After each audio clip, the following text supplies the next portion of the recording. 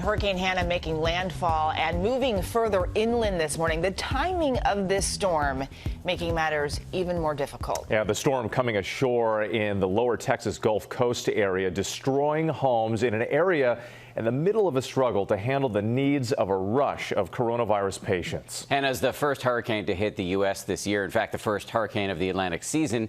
It has now been downgraded to a tropical storm, but is still packing high winds, heavy rain, and flooding. Rob Marciano right there in Corpus Christi. Rob, good morning to you.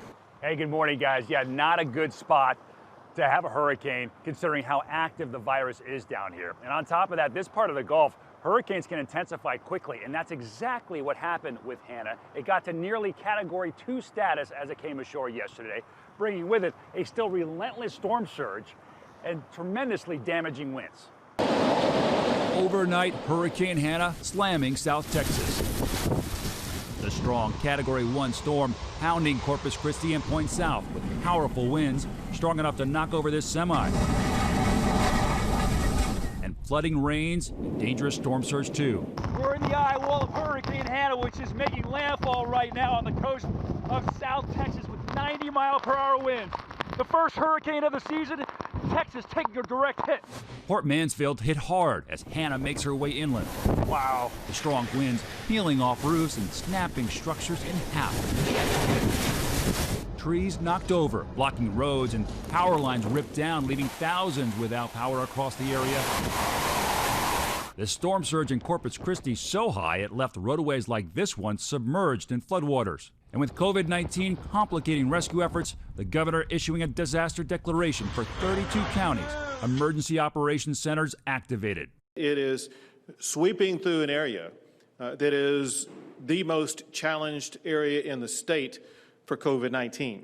South Texas and the Rio Grande Valley, one of the hardest hit areas of the state in this pandemic. Officials urging residents to reach out if they need help. We'll make sure that you're safe, you're separated, you're sanitized, you're masked up. We'll feed you. We're here to help, 100%. I gotta say, I was impressed with how prepared they were for this storm, considering how quickly it blew up. But you just can't help but get in close contact with people during an event like this, especially in some of these shelters, which, by the way, also can double as overflow for patients of COVID-19.